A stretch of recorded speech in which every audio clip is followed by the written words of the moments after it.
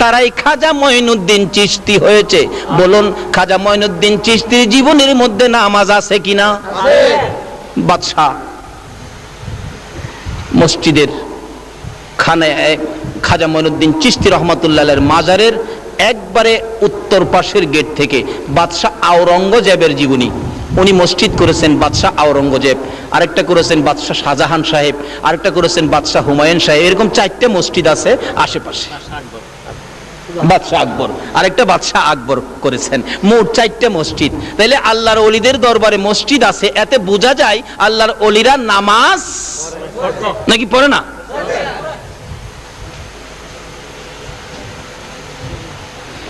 নবী বলেছে আসসালাতু মেরাজুল মুমিনিন, মাওলার সাথে সম্পর্ক বন্ধুত্ব করতে গেলে নামাজ লাগবে, মাওলার সাথে দেখা করতে গেলে কি লাগবে?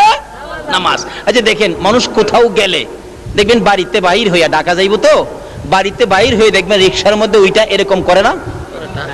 কি কয় কি কয়? Tata tata tata. নামাজ পড়ি সময় দেখেন একটা টাটা দেওয়া হয়, এইভাবে দেখা হয়নি?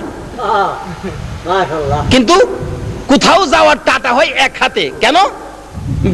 বেজাল দেখলে আবার বাড়ি তো আইসা পড়ুন লাগতে পারে, কিন্তু আল্লাহর বাড়িতে যে যাবেন, মেরাজে যাবেন, নবীজি নামাজের সিগন্যাল দেওয়া হয়েছে টাটা দিবেন, কোনো বেজাল নাই, দুই হাতে এক হাতে না। দেখছেন, এই আমার বাড়িঘর, ধন সম্পদ, বিবি বাচ্চা, ছেলে মেয়ে, ব্যবসা বাণিজ্য, বাড়িঘর যা আছো, দোকানপাট, চাকরি নকরি, তোমাদের কাছ থেকে কিছুক্ষণের জন্য বিদায় নিলাম, আমি আমার মাওলার বাড়িতে রওনা হইলাম। আল্লাহু আকবার। নাকি কথাবার্তা জামাজের মধ্যে কইলে নামাজ হবে?